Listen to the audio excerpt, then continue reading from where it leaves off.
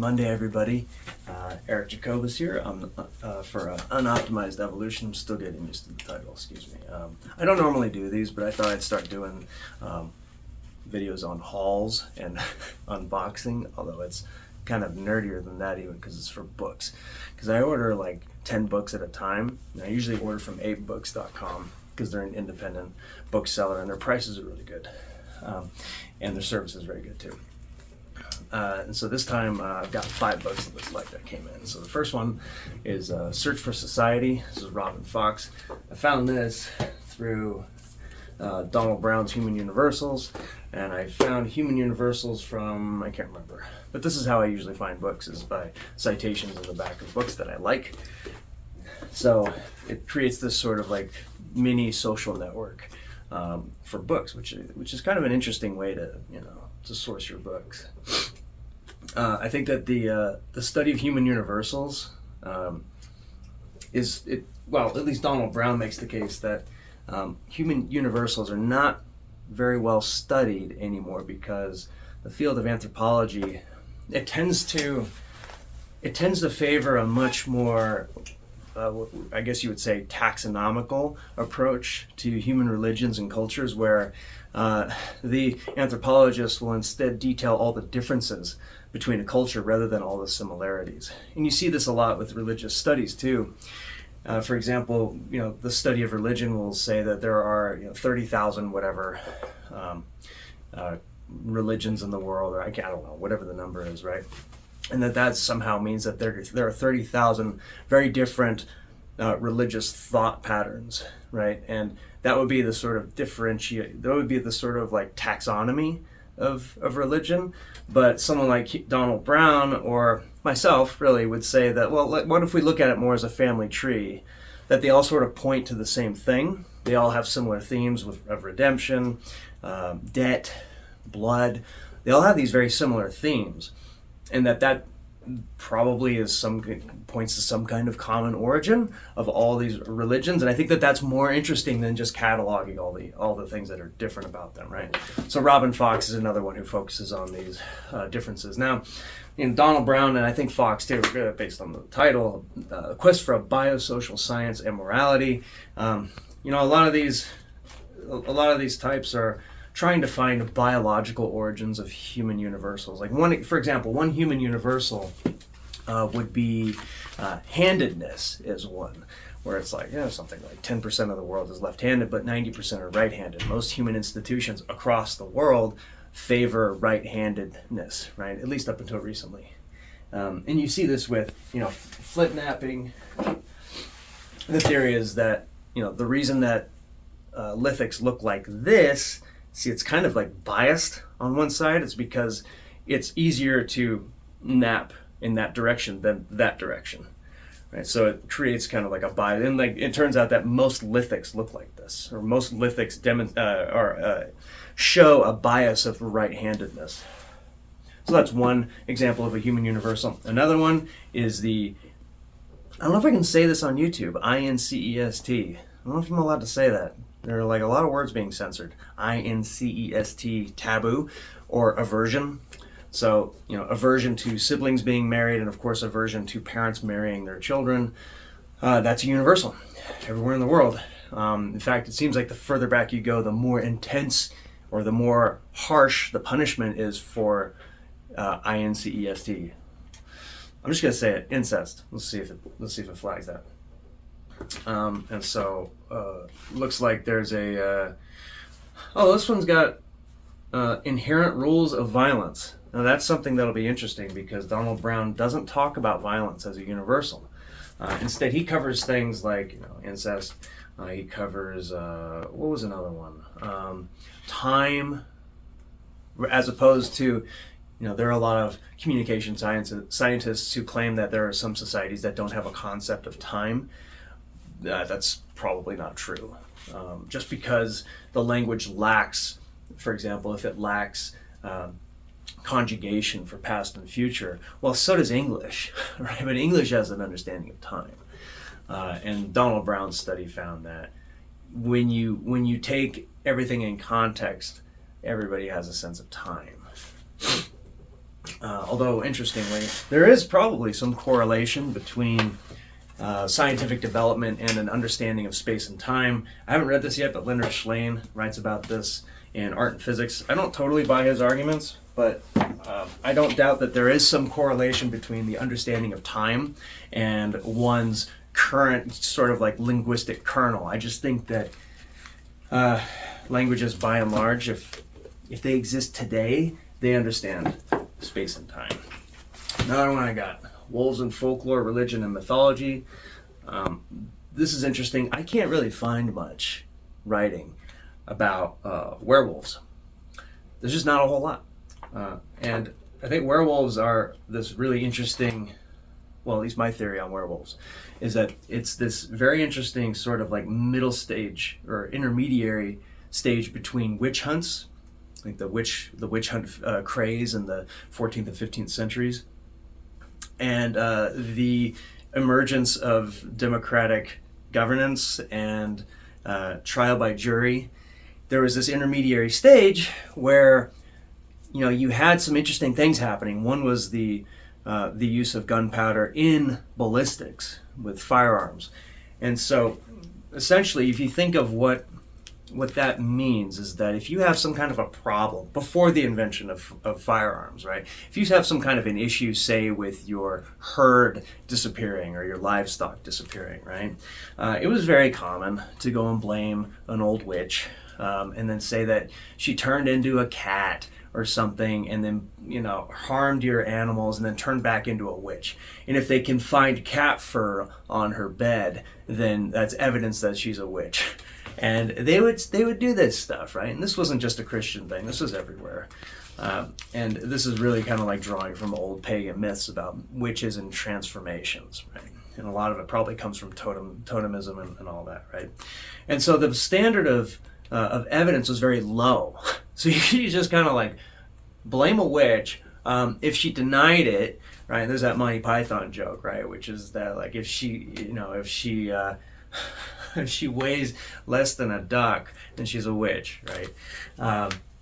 And so when you have firearms, then you sort of have less of an excuse for your herd and your livestock disappearing or being harmed. Because if you claim that you went out there and you saw this like witch animal attacking your livestock, well, now you have a gun and you can be shooting these things. And so what naturally happens is that you now have a mythology where you can blame somebody for harming your livestock, when in fact it was probably some kind of plague or an actual wolf. But instead, what you want to be able to do is you want to be able to pin the blame on a person, this standard scapegoating behavior.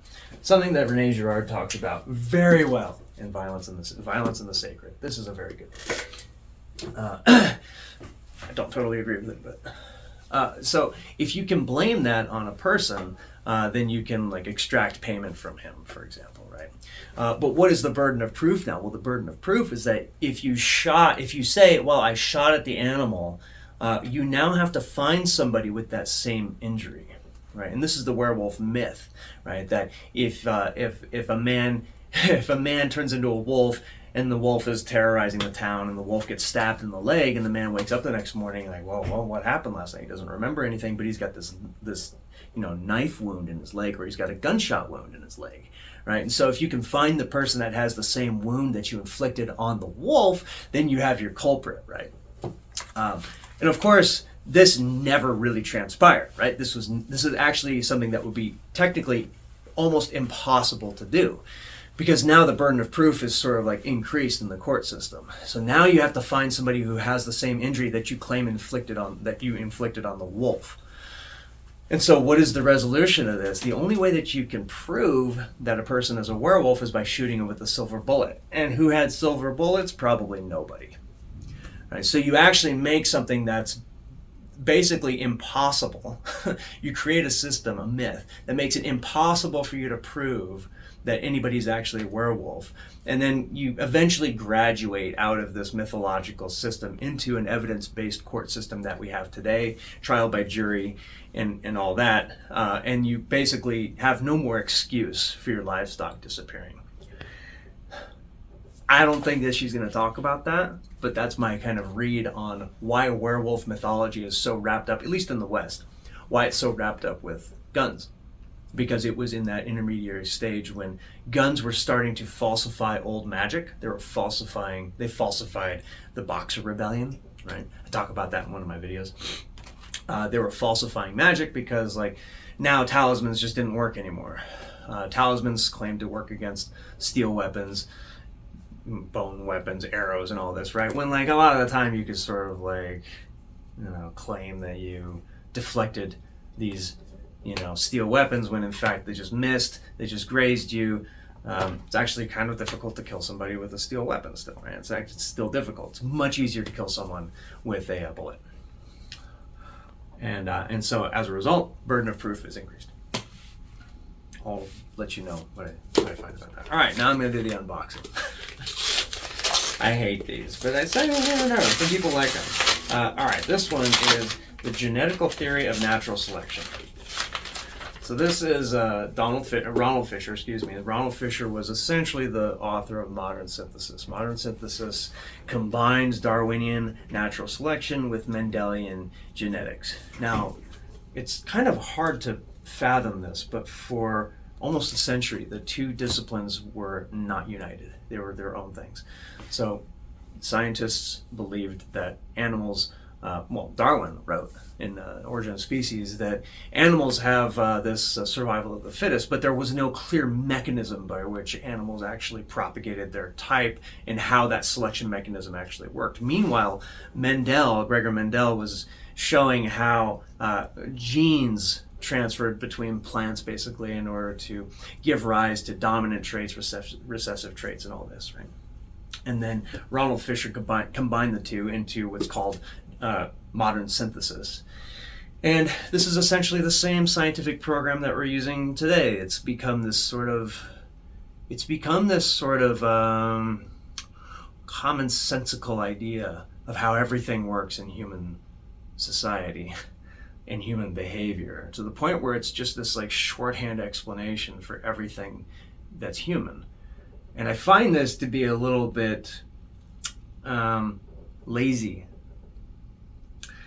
There are a lot of scientists who will rightfully say that religion at times is lazy, because if you can't explain a phenomenon, right? If you can't explain a disaster, if you can't explain a plague, some kind of crisis, you just attribute it to a god, the gods, etc., right? That is called lazy. And to be fair, like a lot of the time that is lazy. If you can find some kind of law that underwrites this phenomenon, then you use the law instead of trying to attribute it to caprice, right? And this is sort of like the trend of all human society, is like sloughing off from like magic. You have this idea of magic, right? Where like if all phenomena are caused by gods and spirits and all of this, and then slowly we start to find patterns, and we cut off a little bit of that magic, and that becomes science, right? And if you imagine it like, I wish I should have prepared better, but like if you were to imagine this is magic, right? This is like the whole kernel of human magic, right? And then we realize that, rain is not caused by a rain dance, right? And so that little bit of, and by the way, this whole of magic is also human ritual performance, right? So if this includes rain dances, harvest festivals and everything, as well as their corresponding dances and rituals and incantations and aesthetics, idols, whatever it might be, right? So it's all of this thing, right? And it kind of like hovers within linguistic space. Maybe it's all of linguistic space, or it's like a lot of linguistic space. I don't know how much of it, but let's just say that that's what this is. Okay, so we find out, rain is not caused by a rain dance, right? Maybe at some point the rainmaker just says like, look guys, I'm not the cause of the rain dance. Don't kill me if it doesn't rain. It's not my fault, right? And so he might come together with some rainmakers who then say like, yeah, look, we just kind of watch bird migrations at this point. We watch bird migrations. We pay attention to the weather changes, the clouds, and all this, and that is meteorology, right? So you have this piece now that gets pulled off from magic. Now magic still has like all these other things, but you've got this extra thing over here that's a combination of science and like some amount of human performance ritual that like you don't really know what to do with anymore. Okay, well, if we take that and we just divide that in half, right? So now you've got meteorology, and now you've got human ritual that is like purely deferential, and I would call this religion, right? And this is what James Fraser talks about. I never know how to say his name. Is it Fraser or Fraser? Whatever. So Fraser talks about this. The single edition, The Golden Bough. One of the greatest books. Seriously, read it's long, I know. Anyway, he talks about that a lot in this transition from magic into religion. And he differentiates the two, and I find his differentiation the most compelling, and he made it 100 years ago. And the differentiation is this, is that magic involves your active participation as a person, as a performer. Your incantations, your dance directly influence the world around you. Whereas religion, it's sort of like you make sacrifices, you make deferential motions, and you create deferential aesthetics in order to propitiate a god or gods that have their own will and are not capricious. And that's this little bit that starts building, right? That's this religious bit that starts building on the side. And so you have science and religion. And you still have magic over here, right? And over time, okay, well now we get rid of harvests, right? Harvests, we think that we have some scientific method for that, and we have like Yahwism that does like first fruits, which like does not improve your harvest. It's simply like something that you just do out of things, right? And you just sort of pare that back over time. That was Fraser's theory on magic. He believed that magic was the first thing that existed. I'm not sure that's totally correct. It could be that this was something else. Maybe it was entirely religion, and over time it became magic. I don't know. But at any rate, the reason I say that is because now, these days, we think that we have gone like full science. And I'm not sure we have. I think that there's still a sizable magic portion kind of floating around. And you hear that when people make claims like, oh, well, I think that men and women are so different because men have to be mean, abusive, polygamous, whatever it might be, in order to further their further their genes, right? And so therefore it selects for people who subscribe to like game. Right, and game is heavily laced with Darwinian theory, but it's all sort of based in synthesis. I call it synthesis 1, modern synthesis. And is that really true? Like, it seems like there's a fair amount of debate there. And so it does end up being this shorthand explanation for everything, right? And like it also is shorthand for the reason why people pick certain diets, right? They'll say that, for example, a lot of people subscribe to the paleo diet because of evolutionary reasons. They say like, oh, people used to just eat meat; they didn't eat grain very much, right? And like, I don't know how true that is, and I don't know how much really our genetics have changed so much. I used to subscribe to that, and it didn't really like improve my life. So, at any rate, I want to know the origins of this kind of thinking. All right, enough about that. Moving on.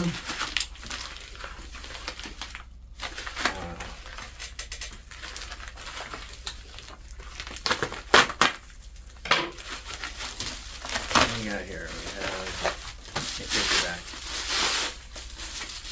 Cool. This one I got off of eBay. Origins of the Sacred. Now, this is the Ecstasies of Love and War. Now, this is another, I believe this one was also in Donald's Human Universals. And again, this is talking about these universals, but more about sacred origins of universal ideas. And it seems a lot of it, too, is like sacred origins of theater and storytelling. So this is going to be really interesting. Could be terrible, could be really good. They send a note. How nice. A handwritten note for a $5 book. Thank you so much for your purchase. I hope you enjoy this book. Wow.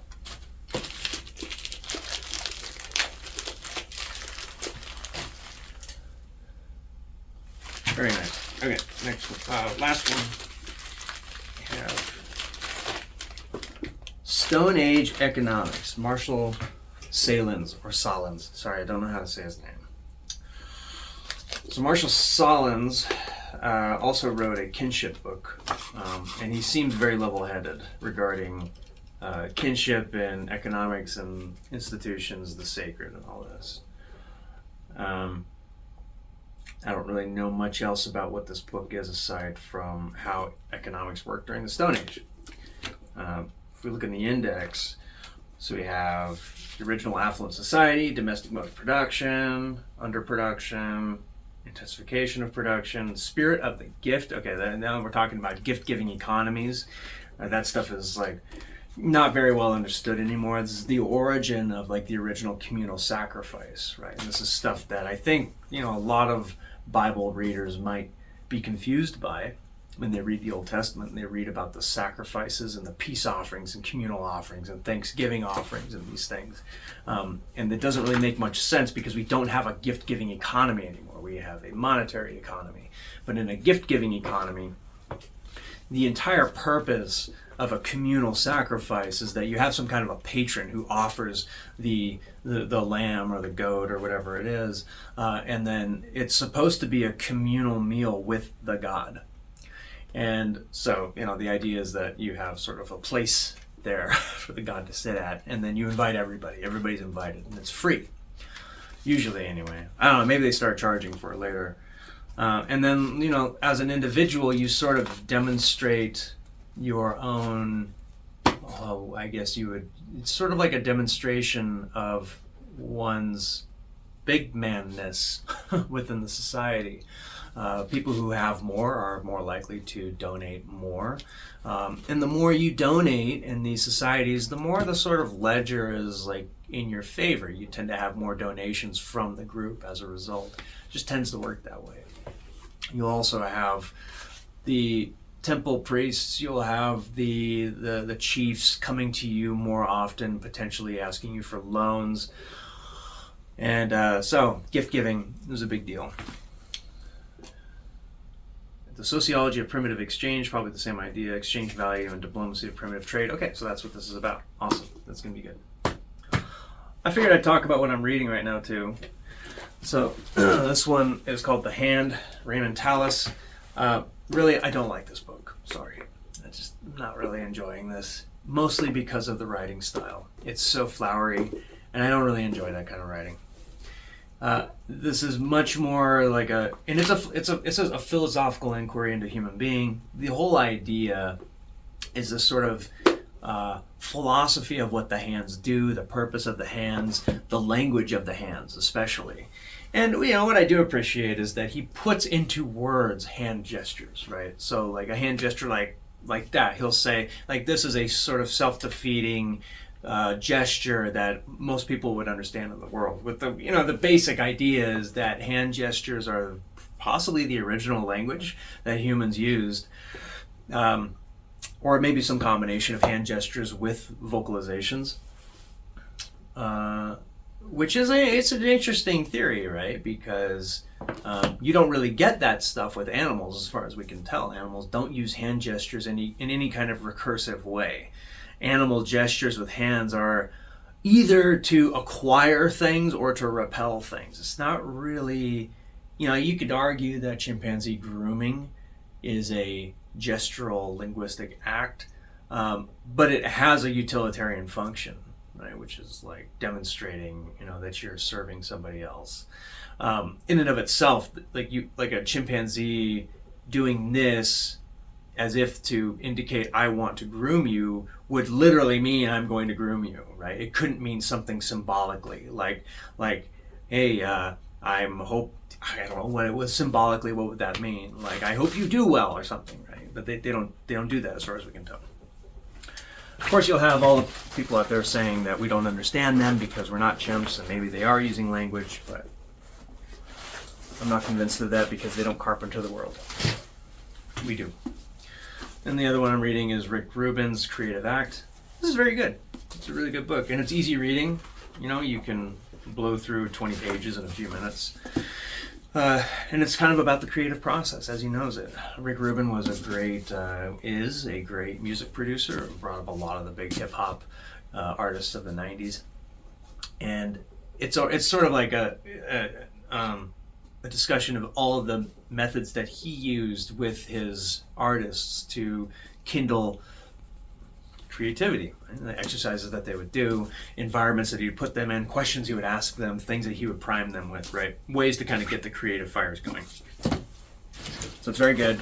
I think that if you do anything creative, there's probably something in this for you. There is some like spiritual stuff in here about talking to the universe and stuff like that. I don't know if he really means that. It does seem to be this kind of like LA speak for saying like, I'm not a monotheist, but I do believe in some kind of like great power in the universe that if you ask of it, it will respond to you. I'm not sure how different that is from monotheism, but it seems to be this like attempt to differentiate oneself from like Jews and Christians and Muslims. I don't know. When people talk about talking to the universe, it seems it seems to come a lot from this, actually. A lot of like modern synthesis maybe comes from that, right? Anyway, there's a lot of that. If you're like sensitive to that stuff, you might be annoyed by it. All right, last one is Robbins Burling, The Talking Ape. Haven't read it yet, but it was recommended by somebody in the GA group. How Language Evolved. I've read quite a few of these language evolution books. If we look at the index, I might be able to predict. Okay, in the beginning, number 2 is smiles, winks, and words. So we're already talking about gestures and small indications of communication, possibly being at the origin of language. Truths and lies, the mind and language, signs and symbols, icons gained and icons lost, from a few sounds to many words, syntax wired and learned. So my guess, I'll just predict this right now, 90% chance I'm right, that this is about how chimp communication became human communication, right? And this is sort of, in my view, it's the blight of linguistics now, is this study of human language as communication instead of viewing it as language. The problem with not viewing language as language, but instead as communication, is you sort of like undermine what's so different about human language. Everything is communication, right? You can argue that a volcano communicates that it's going to erupt by spewing smoke, right? And whether or not you can interpret that is what determines whether or not it's communicative. You could argue that a plant communicates that it wants to be pollinated by opening a flower. You could argue that, and all animals communicate as well. Nobody doubts that there's communication out there with other species. The difference is that with language, it's a recursive process. And people have been trying, on the one hand, like some groups have been trying desperately to differentiate human language from animal communication. And what they keep running up against is like all of the things that they identify as potentially differentiating factors in human language, such as space-time awareness, deference, theory of mind, orders of intentionality, and all these things. Like communication scientists will always say, well, chimps do all that stuff too, to a slighter degree, and so they always can draw some kind of gradual line between us and them, and then all of these extinct so-called like proto-humans that are gone for some reason now.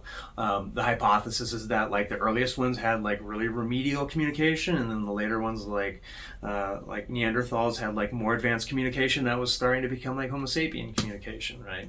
And it's all seen as this big gradual transition.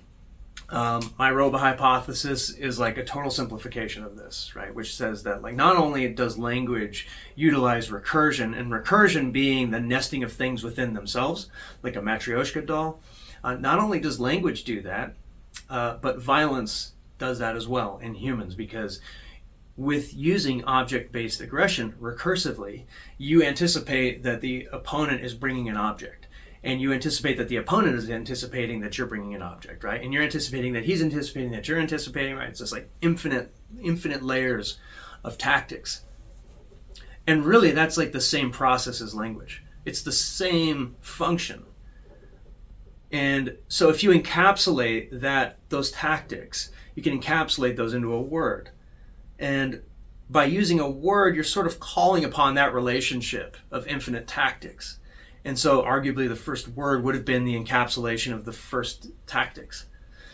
And that to me just says that, before I go into that though, there is something that's really important to note, that there is no gradual transition from animal combat into recursive object-based aggression. It's either on or it's off. Either you are able to anticipate that I'm bringing a knife, and so you're going to bring some kind of bigger weapon, and I'm going to think about, the fact that he knows that I'm bringing a knife, he's going to bring this, so I'm going to bring this instead. And he's anticipating that, right? The fact that we have that, and no animal does. No animal has this. At least they don't act like they do. If they don't act like they do, I don't think they have it. Chimpanzees never act as though another chimp is going to bring a weapon into a fight or a rock into a fight. They don't act like that, because if they did, they would bring more rocks. And then when one rock is thrown, more rocks would be thrown. You have a shower of rocks. That's not what happens. If a chimp brings a rock, one rock is thrown, and then they start punching.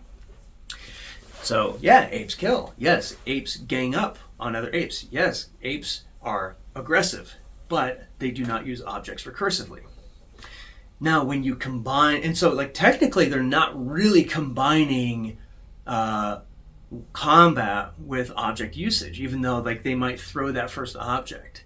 That's not really combat, because it's not repeatable. Like all animal combat is very repeatable. Single instances that just sort of like intimidations, right? Like chimps will use intimidation also to secure mates, right? It's not an act of war. It's just an act of looking bigger. And if you can grab a rock and throw it, if you can grab a stick, if you can grab a branch, whatever it is, they're just going to do that. That's not a recursive act. So when you don't have that, then you just sort of fall back into your natural weapons, which are designed for their natural defenses, and I'm talking about intraspecific combat only. Interestingly, chimpanzees seem to have, and macaques and monkeys, they have like very complex tool usage and object usage when it comes to predation and sustenance, but not to combat. For some reason, the combat sector of the brain does not utilize objects within any animal. If you find one, let me know. But as far as I can tell, all mutual assessment or self-assessment in like simpler animals, all mutual assessment only involves natural weapons. Mutual assessment never involves objects for combat. The closest you could think of would be like a hermit crab anticipating the strength of another shell.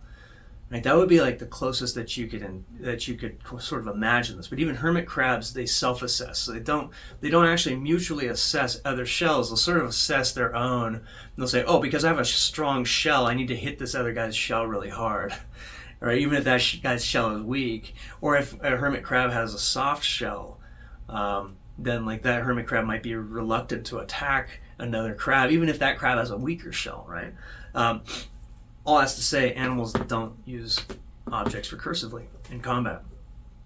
And so it seems as though the bridging of combat with object usage creates this like recursive ability that not only grants usage of objects in combat recursively, but also grants symbolic language.